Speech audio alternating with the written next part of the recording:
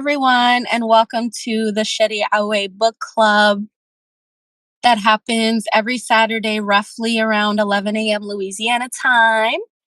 Today, we are discussing the mysticism of sound and music, minus the fireworks. And today's focus is discussing and doing a little bit of exegesis on chapter 9, the divinity of Indian music. During the read aloud container, we did kind of discuss a little bit on like just what the chapter evoked for everyone. So I feel like this container, we can use the space in the same way. And then also for those of us who were part of the read aloud container, I would love it if you guys shared what came up for you during the read aloud, or to expand on any points that you guys may have brought up then. So yeah, I think anyone can stop at Nobu. So yeah, this chapter was only 1 page long, so I like it because the shorter a chapter, the more you can zoom in on its contents. We talked about a lot last container, so I just want to kind of hold space to see if there's any paragraph or any part of the reading that you guys have thought about some more that you would like to discuss today.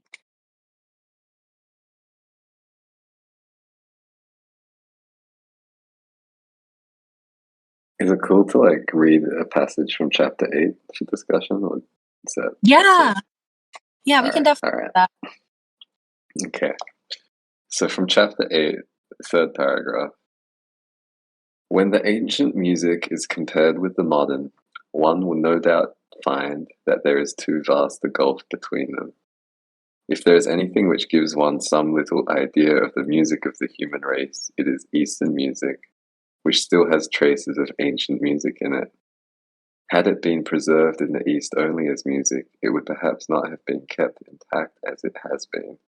But it was kept as a part of the religion, and that is the reason why it has been continued through the tradition for thousands of years.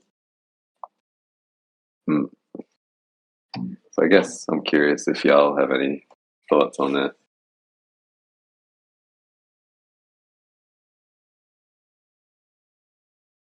It feels like really chauvinistic to me as somebody who is like, probably commonly identified as like East Asian or like Southeast Asian. Because like, first of all, if the whole reason for, that he's saying that Eastern music is more ancient is because religion's preserved it, then I feel like the same can be said of the West and Western music. And I would say like there's a lot of modern music which is heavily influenced by like religious music, right? And also by ancient music.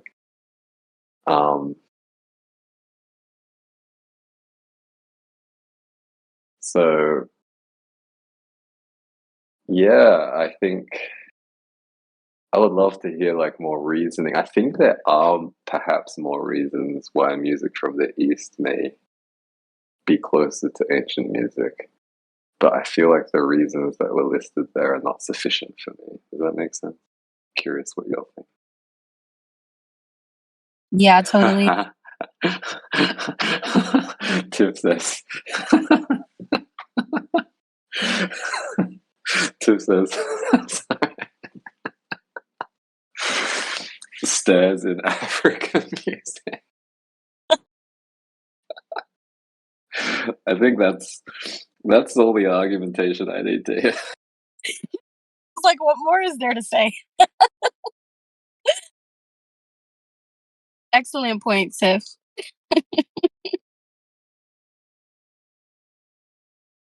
I wanted to also ask too, when you said chauvinistic, Nobu, can you contextualize that a little bit more? Yeah, I feel like I'll say that like chauvinistic is just like overly proud of one's, I'll say like culture. I think it gets a little bit I'll say that like the first time I looked up what chauvinistic means, I was sort of confused because people tend to use the word chauvinistic next to the word male. So it's like male chauvinist. So I thought that like chauvinism was just like toxic masculinity. I think chauvinism is actually like an aspect of toxic masculinity. I don't think that there are too many people who kind of act in more femme-coded ways who are, um, let's say, like nationalistic. But I'm looking up the etymology. It's borrowed from the French chauvinisme with some silent stuff there. And it relates to a guy who was called Nicolas Chauvin. And I guess he was like extremely patriotic and extremely dedicated to like Napoleon. So yeah, I would say it's become a term which relates to being excessively nationalistic.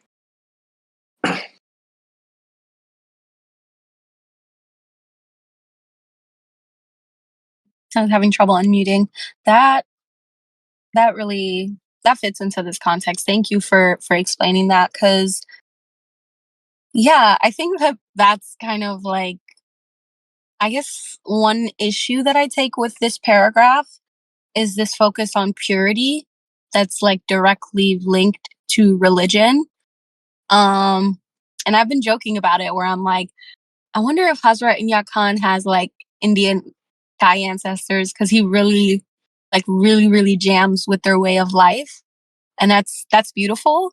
But I also don't think the what he's offering about sound and its purity is only reserved, let's say, for like Eastern spiritual lineages. Um, so yeah, I really appreciate that. I wonder what that brings up for y'all. I'm gonna read. Wait, unless y'all want to unmute.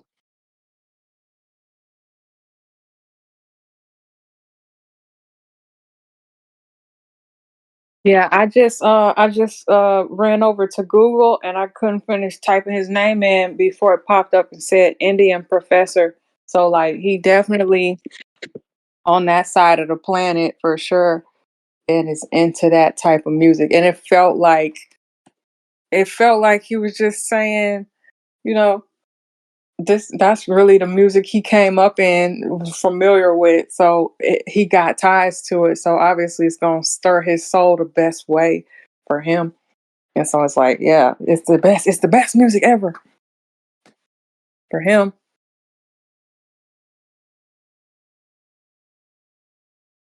Yeah, and just to tie into that is what I wrote in the chat that nobody wanted me to read out, which is I think Matcha mentioned how he didn't look too favorably upon jazz.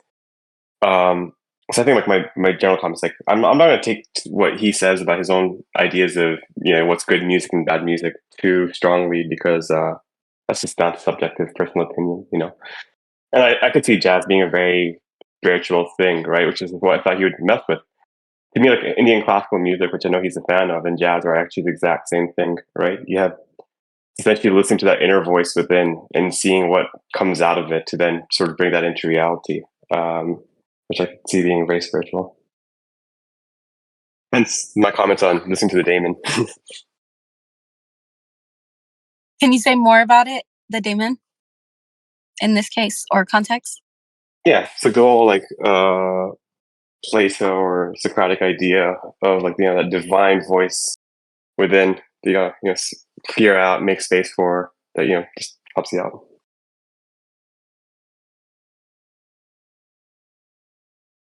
Thank you. Yeah, we got some resonance happening in the chat, and then Nobu says minimal structure and highly channeled. I think regarding jazz. Yeah, I think regarding jazz, and also comments on the daemon saying that it's, quote, the tutelary spirit, and the ragas too. Ashe. Yeah, I mean, actually, like, I'm glad that Ahmed brought that up because, yeah, I think like that's probably a better reason for saying that, let's say, East Asian music or any kind of music might be closer to the ancient music is if it has like a pretty minimal structure and a lot of room for improvisation, because I feel like that's when people are able to like tune in, you know? And, you know, I don't think it's impossible to be led by spirits to learn sheet music. I think it's also very likely. And of course, like learning sheet music can help you become a better improviser. And, you know, also I think learning how to be a good improviser can make you a better player of sheet music. But I definitely feel like that's a better reason for saying that a certain style of music is closer to the ancient music than saying that it's preserved due to like religion. For me.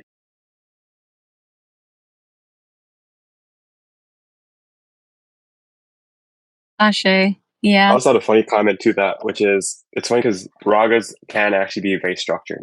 It's like an interesting. I mean, this is going on a little sidebar, but like you know, like in Western musical or in Western school of thought of music, a scale comprises of a few notes going upwards and downwards. That's it. There are no rules about how they should be played, the order they should be played. You just have like in a major scale, like a whole tone, half tone, whole tone, like you know, that structure. That's it.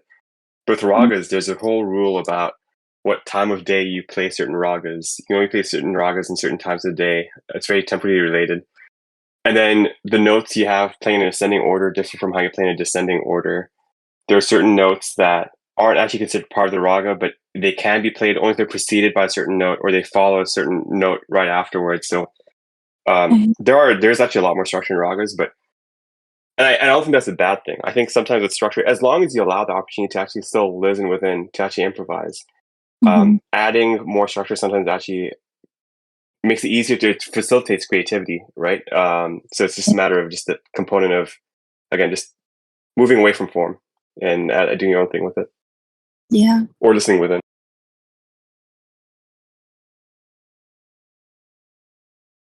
Thanks for that. Yeah, I didn't know that about ragas. And I wonder if the paragraph that Tiff wants to talk about is going to carry on this opening up this duality between like the purity of sound and music and where sound and music is today. So I'm gonna mute. But go off, Tiff.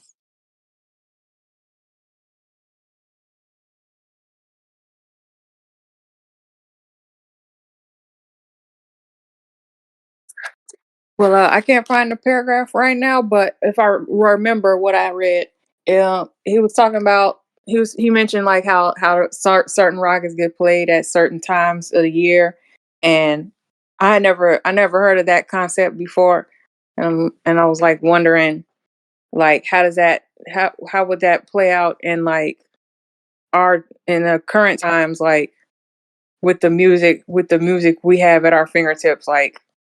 And I wonder like, do I listen to different music at different times of the year? Like if I'm in a listening to music mood, what playlist do I go to or whatever? Or like, I know like in thinking about like winter time, like you get the less sunlight and maybe I need something to get me going or something. So I might listen to some, I don't know, something more fiery to listen to. Then like summertime, it's also already hot, so I might listen to like a different type of fiery music because just to reflect what's going on. But it's kind of different from the winter. I don't know. I never really looked at that, but that made me think about like, or just like even outside of music, like from the archetypal vibe of being interacting musically with people like there's certain types of interactions I might have that only like maybe Christmas holiday season is right now, and like the interactions are different. The way I approach conflict is different. So that's just something to think about.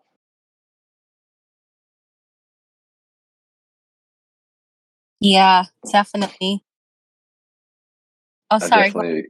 Oh, sorry. I was like thinking about growing up in Australia and listening to Christmas music in the summer. And like, I think most people have the good sense to eat like summery foods. for Christmas instead of wintry foods for Christmas. But I'd say like the music is generally still pretty alpine coded, and it feels really gross to me.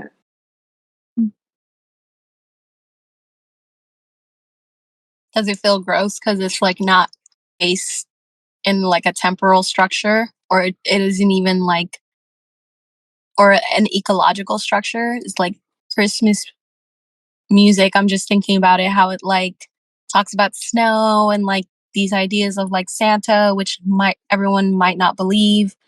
And then in Australia, does it snow in Australia? It snows in like some areas, but definitely not in the summer unless you're like really high up. I'm not sure about the East Coast because there's not many mountains on the West Coast. But yeah, I definitely feel like there's a lot of bells in Christmas music, and I think like when it's really hot, bells are just like shut the fuck up, you know. And then like you were saying about like the lyrical content, yeah, it's like that it feels like plastic, you know, because it's not relatable. Mm-hmm. Definitely. Yeah, and it actually brings me to a part. So we're kind of focusing on chapter 8. Just to speak to anybody who's listening to this asynchronously. I know it's 9. We're on 8. We'll make our way to where we need to. But I wanted to kind of point to, just to speak to like the cycles and structures of music and sound in chapter 8, paragraph 1, 2, 3, 4, 5, 6, 7, 8, 9. And I wonder if this is the paragraph. It's paragraph 9. I wonder if this is the one you were looking at, Tiff. I'm going to read it. It says, in the Sanskrit tradition of ancient times, there were verses to be found having relation to certain planets.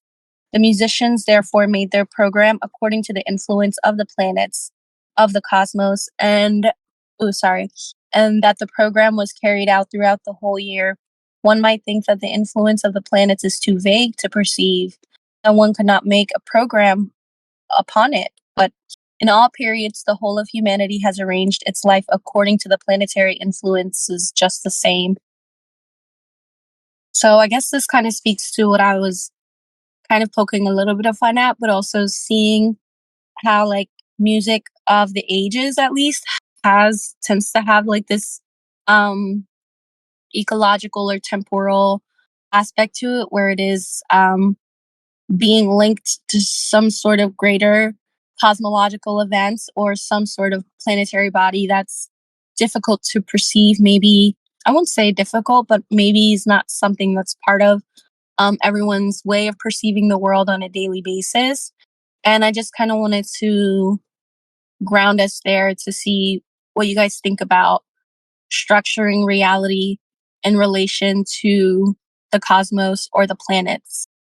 And I know some of us talk about it when we're doing like energy work in the room, but I wonder if anybody has anything to speak to about that passage.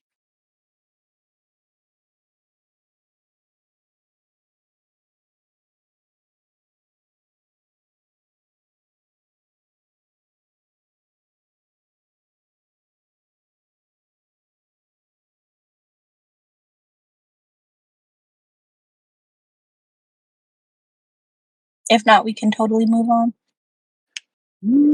I think it's. I mean, I'd be curious if you have anything to say about it since you picked it out. Thanks. Yeah, I think for me, the idea that there are traditions that relate to different planets, and like people, like the idea of um, people structuring their programs based on planetary movements or planetary orbits. I feel like honestly, what I want to say is I wouldn't be surprised if that becomes a norm again in society. I already know that there's tons of astrologers who do that, who look at charts for specific events, who look at the charts and pull charts for specific moments in history. I even know some astrologers who like go deep and they look up the chart regarding like very problematic people in history, who have like committed crimes and like hurt people. And I just wonder if there will be a time in our like current in the way that society looks now, for there to be a place where people look at charts, or like they look at the skies to decide, like, okay, this is where I'm going to build this house, or like, okay, I want to do a speech for my community. Yeah, like I'm sure there's so many musicians who already do it. And so, yeah, I guess for me that passage really stuck out, because I'm like, I feel like this is where we're moving to as a society. Like, maybe not wholly under the umbrella of like Sanskrit traditions, but maybe some of that wisdom is kind of like making it to us downstream of like these traditions. That's what I would like to say. Nobu says, I'm thinking of Gurdjieff and planetary dances and music, and Kaliuchis, Red Moon, and Venus. Yeah, those are great examples.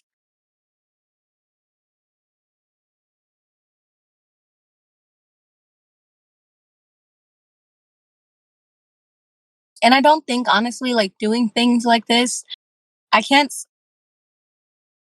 don't know how other people would feel about it, but I'm like, personally, like, I trust the cosmos, and I would welcome the planetary influences in my day-to-day life. I already do to some degree, but I would welcome that to help me like figure out a whole bunch of shit, I feel like. I feel like often I just get moved to do things, and then sometimes I get moved to look at what's happening in the sky via charts, because it's honestly pretty hard to see what's happening in the sky if you live near a city, right? But yeah, it often lines up with really interesting and juicy transits. But I don't tend to like go chart first, if that makes sense. Because like we had like a demonstration of horary on in the dojo, and it's like you have to like kind of intuitively set some sort of boundaries around the period you're going to look. And then so many things are moving, so you kind of have to place priorities around like what you choose to filter down the period of time that you're looking to make an election for. And at that point, you're basically using intuition anyway. You know what I mean? Right. Yeah. So I feel like just honing intuition in general is better, which also I would say learning how to play music either off the sheet or by the ear is really good for too, in my experience.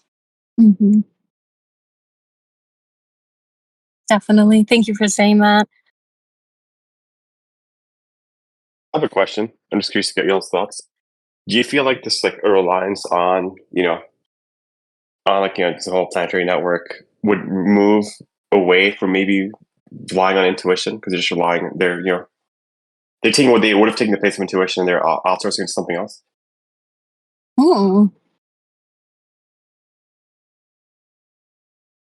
I'd say yeah. I'd say yeah, totally. For a number of reasons. But yeah, I would definitely say that it's like something to do to train your intuition, but I want to rely on it as like in place of your intuition. Because yeah, Tiff said it, like following, like, and Nobu said it too, like just doing things and then finding out that it was aligned with some like planetary energies after the fact. I find that that's a way sweeter, not even just feeling, but I feel way more vindicated when I find out after the fact, as opposed to like knowing beforehand and then feeling like I'm playing this role in a play and I'm like, what the fuck, I can't do this. So yeah. I feel like in my experience, well, it's pretty complex, but I would say that like most of us are enculturated in societies which cause us to rely heavily on not only like thought form complexes, but getting good at learning how to build attachments to thought form complexes, which is, I'm just like laughing because we were talking about education before we started recording. But Like, it's pretty hard to excel in like modern society without becoming really good at accumulating thought form complexes.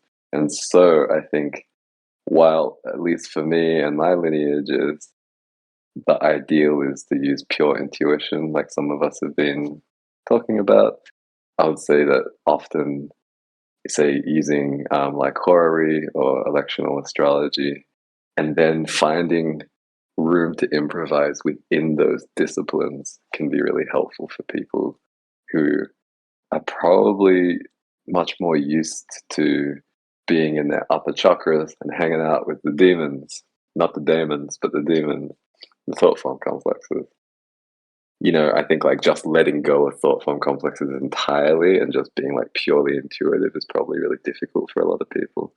But then, yeah, I think it's like a little bit, like, are you like taking off the training wheels, or are you like getting sick rims on your training wheels?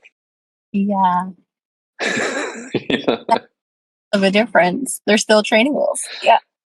It's like, yeah, are you getting like those little pop-in plates that make it look like you've got like really sick rims on your training wheels? Or spinners. Spinners, that's what I was imagining in my mind, that actually. Definitely though. I'm gonna pause because I wonder how y'all feel about that lore. Because like when I speak to tools, I and I should probably contextualize. I usually mean like tools that you're like renting, like you don't own them or they don't belong to anyone or any specific tradition. But they're there to like help stoke a particular flame within you. Y'all, I'm experiencing really fucking crazy timeline glitches today. This is the third time I've seen a car just sitting on this call that looks exactly like mine pass by, and it's 3 different people driving it, but whatever. I just had to name that. But yeah, this idea of tools as welcomed training wheels, and then the idea of, in the felt sense, I should say, of like when your intuition clicks on. I guess I want to ask, like, how do you guys support that? How do you guys move from like, okay, I've had this tool, it's been really working, love it, love it, love it, I've digested it, and then you can feel that like you need to evolve into something else. How do you guys, yeah, how do you guys navigate that?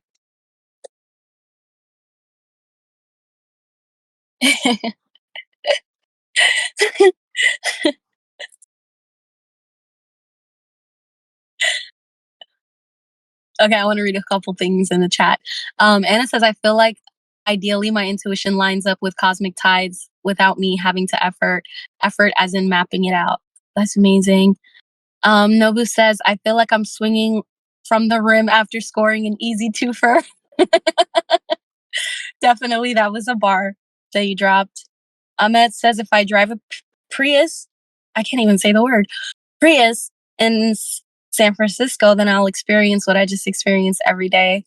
Lord of mercy. Lord of mercy.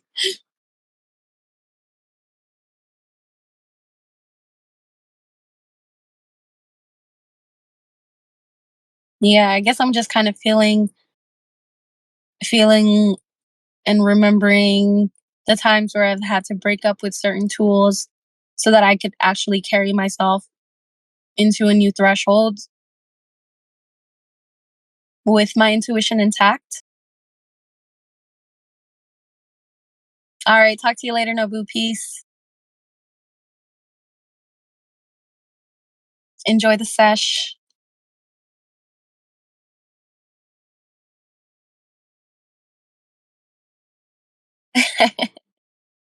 Ashe. Yeah, and I think I can stop the recording from my end. But yeah.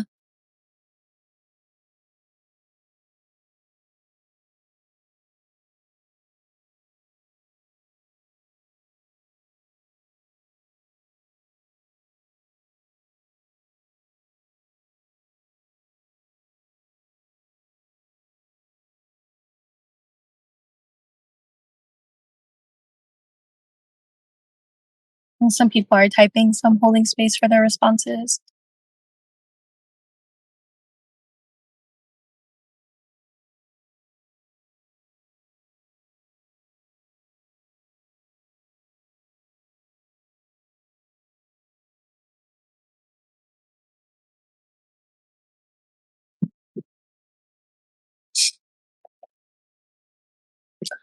All right, Lexi says, I feel like the tool becomes dull or not life-giving anymore, and I kind of sense it's time to move on. Definitely.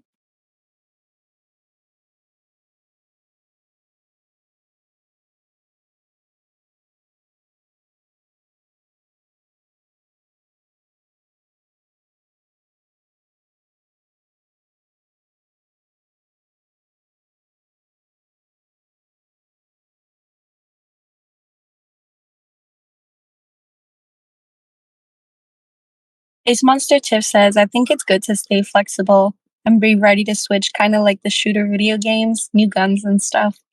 I like that. Yeah, like tools kind of feel like packs in video games to me, where like you get a new pack and then you have like all this fancy equipment.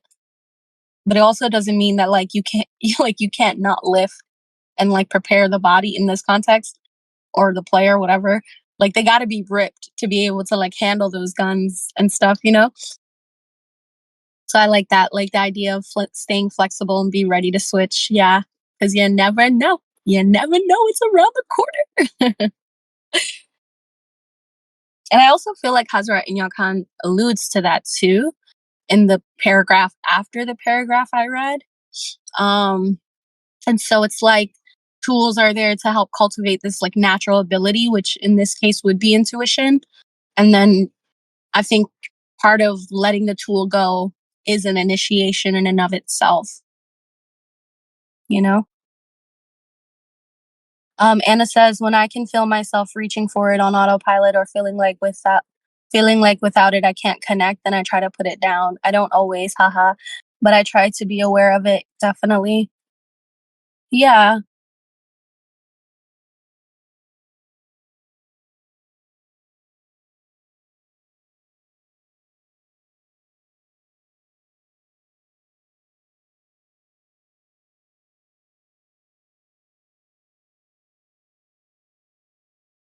And so like I'm gonna just read this part while Tiff is typing because I want to know what Tiff has to say. In that next paragraph, Hazrat Khan says, for this reason, um, the reason of music being an individual art and not an education, the reason of the ancient people had its advantages and great many disadvantages.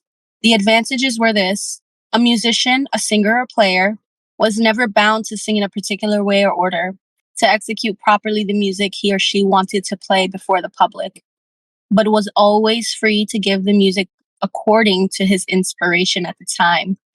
It gave him or her full liberty to express their emotions, their passions, without any outward restrictions that they should obey. When there were a number of singers or players, no doubt it was then necessary to set a standard, yet that standard did not restrict them very much. It is this order that was called music. Take care, Anna. Tiff says, right, reconnecting to the source is the goal, and the tools can help, but they're not the source. That part. Snapping, snapping, snapping. Well said, Tiff. Yeah, and I feel like that's what he's getting to in this passage as well, which I really am glad that I found, because I'm like, I don't know if it's a question of better or worse, but Ahmed said it earlier, like we're maybe not taking suggestions about what's good or bad music from Hazrat and Yakan, you know? Maybe we're not here to learn that, but I do feel like there's something here like that is around music as a reflection, or sound as a reflection of the body, and how intuition is part of the sound of the body. Just to use the context and pull in examples that he's kind of seeding in this book.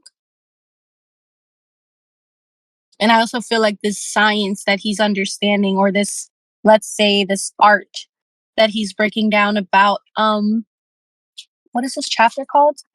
I forgot the name of chapter 8, but it feels like in this part of the text, he's really breaking down how music was like a spiritual tool in Sanskrit languages and like maybe Eastern religions. And so it's like not far off, but it does feel like in the West, the fact that a lot of like music and art was preserved in religion, it seems like the same thing happened in Eastern traditions, but it was something that was like enculturated in a way of life as opposed to something that was dogmatic, is what I'm starting to get the sense of.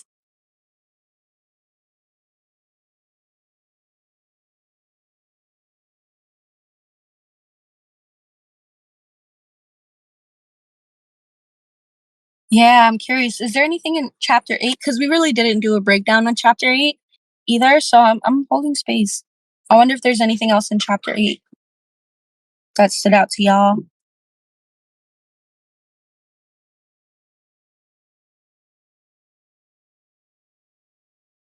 There wasn't just that part that one paragraph I had talked about before, but like the overall idea of like music being a part of the culture and like being like sort of an anchor to the spirituality, which is why it would be preserved through religions, because like that's the main way to preserve a spirituality, is like codify it into a religion of sorts. So that makes sense. And so like I'm wondering, like I know I hear a lot of things about like in our culture, like I will hear things like, the the elite powerful people know how to control like the music industry to control the masses, or how they always say stuff like that. And it's Yeah. probably true. And like that kind of it's like being like, that's like using the tool in a different way, sort of. And but like people, I feel like, people on their own, like as they connect to their own spirituality, have a different reaction to it, in a sense. So like they can't be controlled as easily. So I think that's like trying to relate it to the way we use music now, and the way we interact with it, and the way we interact with spirituality now. Like there's some crossovers there. So like, because I know he did all these speeches a long time ago when Right. this book was written. So I'm like trying to make sense of it from a current lens, and Yeah. that part sticks out for me.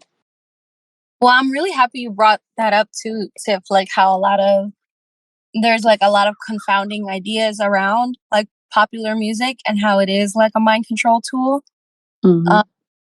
I literally was listening.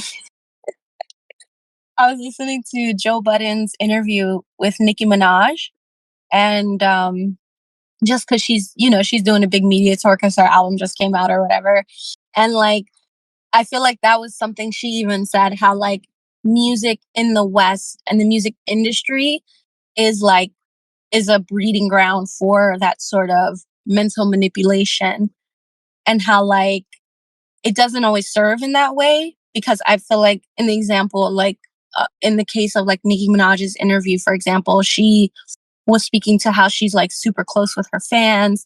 She's like like creating these like deliberate relationships with them because she doesn't want her music to just kind of like fall on deaf ears.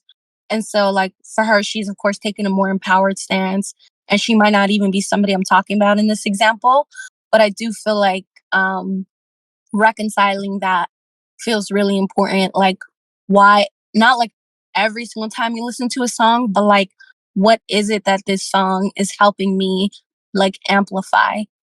Because I'm not gonna let it mind control me, or I'm not gonna let it, take on these like nefarious like, because I really do think that Hazrat Khan is speaking to like some sort of degradation between this relationship of like sound and music being divine.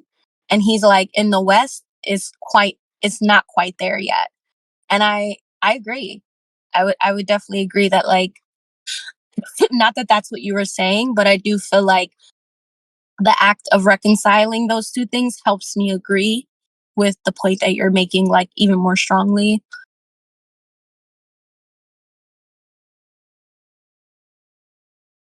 And it's funny. I don't want to dox anyone in this container, so I'll just say what I want to say in the chat.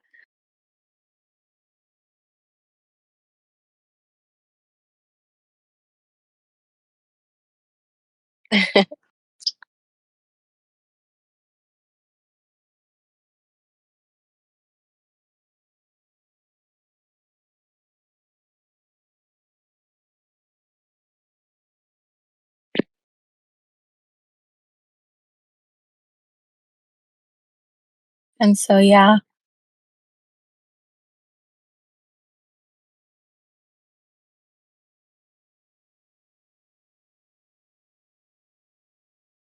maybe we didn't grow up hearing it, but I'm sure some of us have been exposed to scholars who um, have made like really, really big cases for how music is not kosher. And Ahmed says, yet Prophet Muhammad, peace be upon him, sang battle songs always cracked me up. Yeah, interesting juxtaposition. And I like it. I like that we're kind of speaking to the contradictions that come up for us as we're reading this text. Because I feel like, yeah, again, it's important to reconcile. Because yeah, there was I'll personally say there was a part in my path where I was um really afraid of just listening to pop music, like the music that's out nowadays. So I was just like, if I want to participate in these thought forms, I don't know if I agree with these thought forms. And that's changed obviously now, but yeah, I see some people are typing, so I'm gonna hold some space.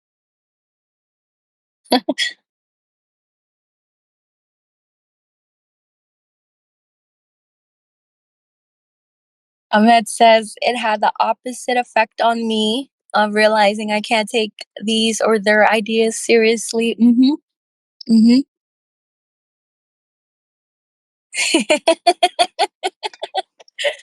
Oh, definitely. And then Tiff says, I remember in the before times, me and my group of magical homies listened to Rick Ross for money manifestation. Not sure if that was the industry was aiming for. LOL.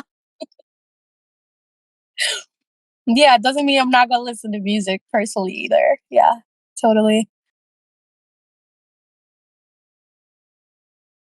Ashe.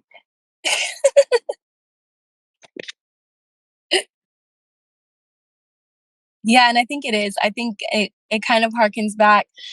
What I'm thinking of is like what we were saying about intuition. That again, it's like something that I use money like that, like to amplify vibes. If I'm like, oh, I'm going to the gym, I'm gonna like come up with a playlist or like put on some music that amplifies like my intention, which is like to get healthy, to like tone my body, get some muscles.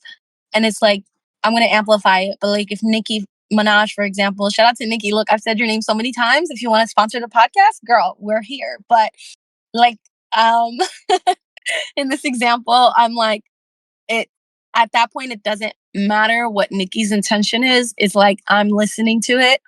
And like, I have sovereignty too. Like, I can choose where I want to pivot that intention towards, like what feeling, what vibe I want to like amplify. So it's there.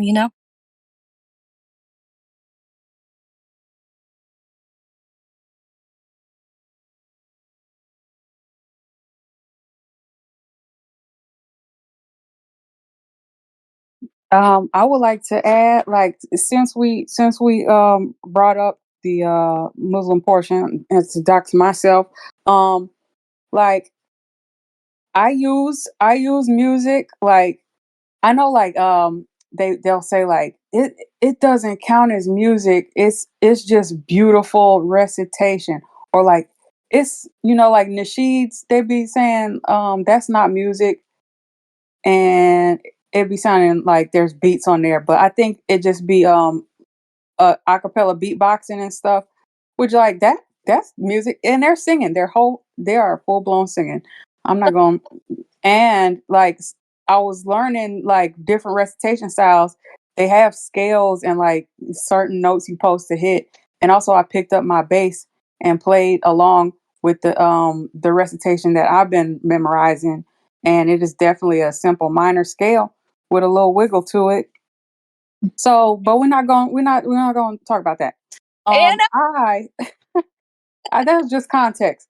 My point is, for like dicker remembrance, like if I'm like minding my business and I have a remembrance of something, it's going to get a song stuck in my head if there's like lyrics to it already. So a lot of times I begin like the church songs that I always play and listen to stuck in my head, and I'm like, I just have to stop myself before they get to talking about Jesus. But I'm like, hey, all right, calm down, that's enough. But like a lot of it is just like, God is great, God is great, saved our life, done all the things. Like it's all the general facts that are across the religions about God. And so that works for me. And also it's like, the black gospel tradition is good music to bop to. So then I'm like two-stepping, I'm in a good mood.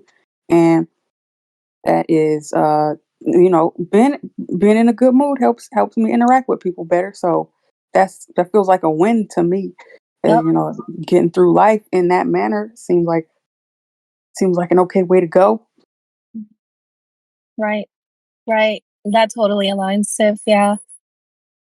Also, too, like cross religiously, like I similarly had experiences too where I would go to like Baptist churches when I was like in high school with my friends, and like it's not that I wasn't not going there for the word, but it was like when the music would hit and the feeling that I would get, that was like immeasurable. And then also like, yeah, like I like what you said, like there's things that we can take and there's things that we can leave, especially when it comes to modern day interpretations of religious texts or religious ideologies. And I think that it helps with like what we were talking about earlier, like thought forms, like sometimes we just kind of like hear this idea like, okay, music is haram.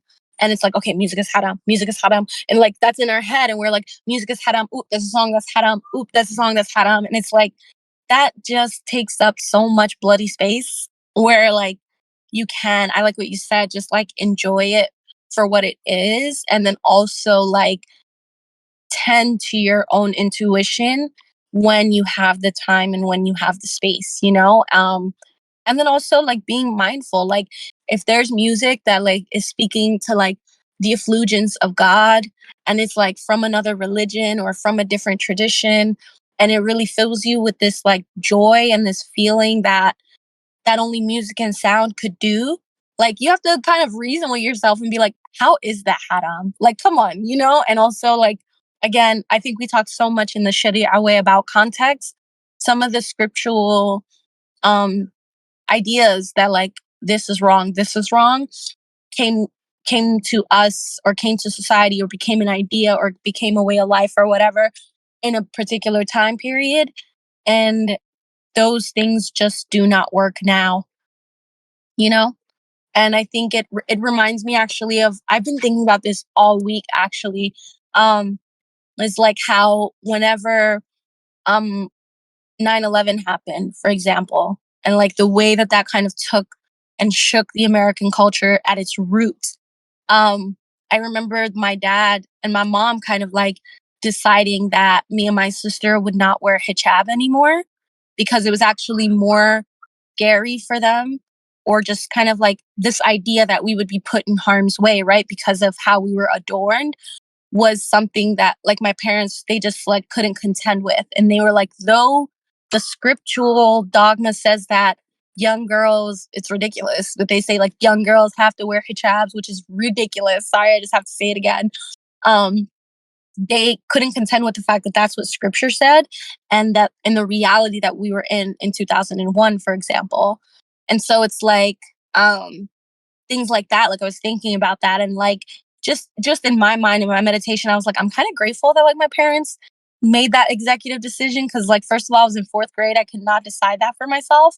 But secondly, I'm also kind of grateful that, like, that was huge for me as a young child because I got to see my parents doing the work then that I'm doing now, which is like unsticking from like traditions and culture and the richness that you get from that and unsticking it from like dogma and things that would actually possibly maybe even put you in harm's way if you were fundamentalist about it in this day and age, you know? And not harm's way in the sense that like, oh, you wouldn't fit in, or it's like people actually seeing you as like these ideas don't fit into the time period, thus making them dated.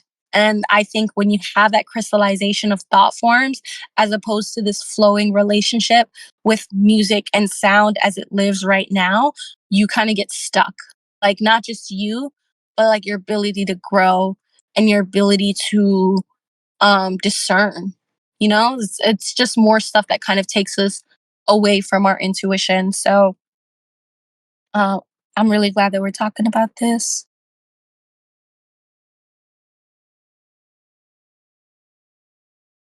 Yeah, I agree. Ahmed says, I think it'll be a problem that will never cease to be H, referring to dogmatic ideas and beliefs being prevalent. Thank you, Ahmed. Thanks for receiving, y'all. And I agree. I think that's why this like way in this lineage space is really important to me because it's like it's where I can come, and I hope y'all feel like y'all can come to like unstick from these ideals that really like they just really confuse people. And I hope that we can find more room to like appreciate things like music and sound and also like structural realities, but then also find that same joy like dismantling those structural realities so that something new can come in its place.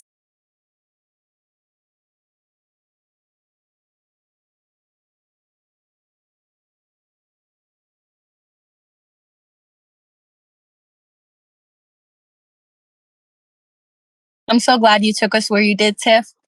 I was like, are we going to talk about the music industry and its conspiracy and then how dogma doesn't really work across time? But yeah, I'm kind of glad we did. No lie.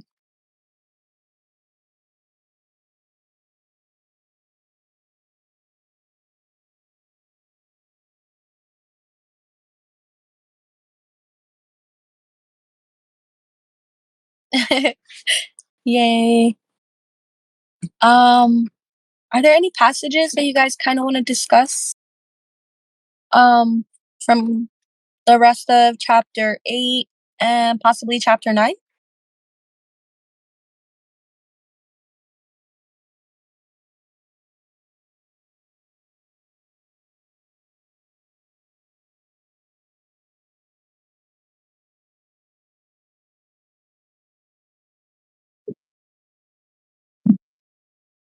Yeah, that last is it the last paragraph? Yeah, the last paragraph of chapter 9, I think. I think. Let me see. Oh yeah, Okay. just that first sentence of the last paragraph. There are two aspects of life. The first is that man is tuned by his surroundings, and the second is that man can tune himself in spite his surroundings. That this latter is the work of the mystic. So for that just kind of stuck out for me because that's like my current challenge these days. Just like try not to be too affected by my surroundings, like, and yet like at the same not fully distance from it, but Mm. just like 'cause I still want to be able to respond to my surroundings, like if I'm gonna be present somewhere, like I have to be able to, they say your presence is a gift, and like for me, that's something I've been like learning about myself. Is like I don't always have everything to offer to the situation, like conversation, even, but just like being there and being aware of stuff, and like the small moments that I react to are like memorable and important and impactful. So but like I still like if the environment it's not harmonious with me, then I try to naturally like self-preserve and like shrivel up inside myself, and I'm kind of not present. So as you know, a mystic of sorts, I just try to work on that idea, and I'm glad he mentioned that and um spelled it out for me.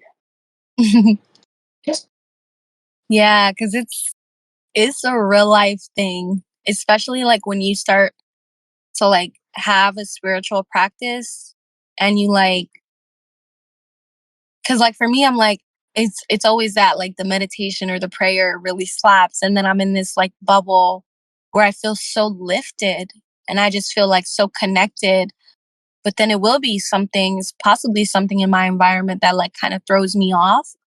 And like sometimes I like kind of struggle with myself where I'm like, am I asking for too much by like wanting like harmony? Like, am I like trying to control my situation? I don't think it's that. And I don't think you're saying that at all either, Tiff. I think that, yeah, I'm really happy that he's bringing it up because it's like, it's a focus for a lot of mystics and a lot of people who have a spiritual practice is to be like, I want to remain in my center.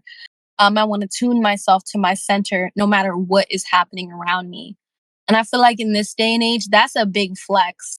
You know what I mean? Like when you can, because I experienced that too, Tiff, where I'm like, dang, like when the environment isn't hitting, I realize that I can't even flirt with the idea of being present. I'm like inside in this like tight ball of myself. And I'm like, dang, like I even start to like miss my own presence when something in my environment kind of throws me off, you know? So I'm glad that you brought that up. Because I really feel like it's a big focus of this book because it's like it feels like the mystical part of sound and music, you know? Because like we could wax poetic all day, which I think would be fun about the differences between like Eastern traditions and Western culture. But then I also feel like this little like these couple lines actually like bring up like what if you do have like an Eastern tradition or like your lineages are like are used to this kind of like refinement spiritually, but you're in a world or in a society where like people don't give a f about it. Like forget even harmony or like tuning their surroundings. People are just like used to the chaos, and chaos has its place. But I also really like what you're saying is like it's a constant kind of like place for refinement. I think for me too. Yeah, and like when you mentioned like well I guess I mentioned it too, but like just the idea of being like centered and grounding yourself, like whatever your surroundings are, like that's the real level up because like now you have something to compare all these other things to, and like you're not just being affected by it, like you're not always just reacting to the discomfort that it's causing you, but like you can like be aware enough to see what exactly is the problem, like why is this note so different from your note or whatever, like you know like you can like assess it more accurately. You could be like musically wise, if you're supposed to be playing a F sharp and somebody else is playing a B, and like there's also supposed to be playing an F sharp, you can tell how far away it is from your note. Mhm. And it's like kind of like that, you know, like they're like way off. They're like a major third off, whatever. Well, I don't remember the numbers like that. But yeah, it's like you can be like, okay, this person is reacting to me like I asked a simple question, and they're getting defensive for some reason, and like, but I know I asked it in the most polite way, so they must be having a rough time at the moment with that question, and like I can assess it from that instead of being like, why are they attacking me? I gotta fight back. I gotta be defensive as well. And like you know different scenarios in life can be like that. um but like it's easier to maintain what your note once you know what it is, and like you've grounded yourself in it, and every time you can feel yourself getting pulled away, like that's an like an experience. Like the first time you can notice and feel yourself getting pulled away from your home frequency, like and pull yourself back instead of panicking and getting defensive. That's like a cool experience after you like a triumphant type thing, you know? Yeah. It is. You do be feeling like a winner when you can like bring yourself back. Yeah. Dang. But yeah, like that's it like helps you with your discernment and everything, like just making sure you know where you stand. It's very important. I agree. Yeah. And I feel like it's also related to what Ahmed wrote too, where he says, I think this is why psychic schools focus initially on reading your energy versus reading others, to witness and be part of everything else, but to not be swayed by it and still retain your energy. Yeah. Yeah. That's huge, I feel. Dang, Tiff. I'm not gonna lie, I don't even have anything to add to that. Because I feel like you touched on so many points. And I do feel like that's the big bulk of spiritual practice, is to develop the ability to respond, you know? And wow, yeah.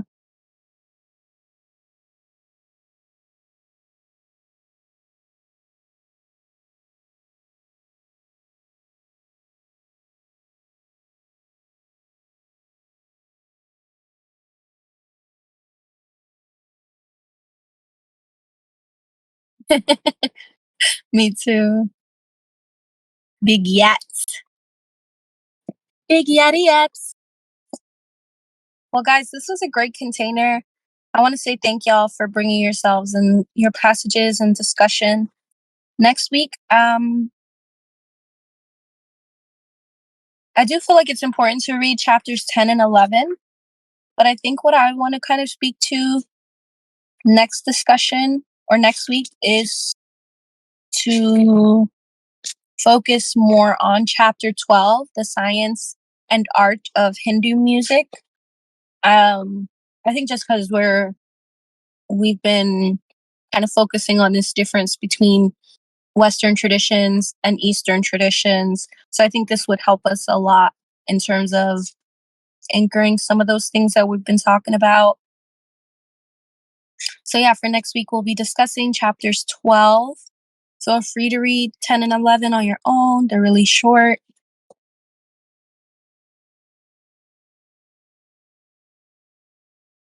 Sounds good. Yay. All right, I'm going to see if I can stop Craig on my end and say bye to Craig. Bye, Craig.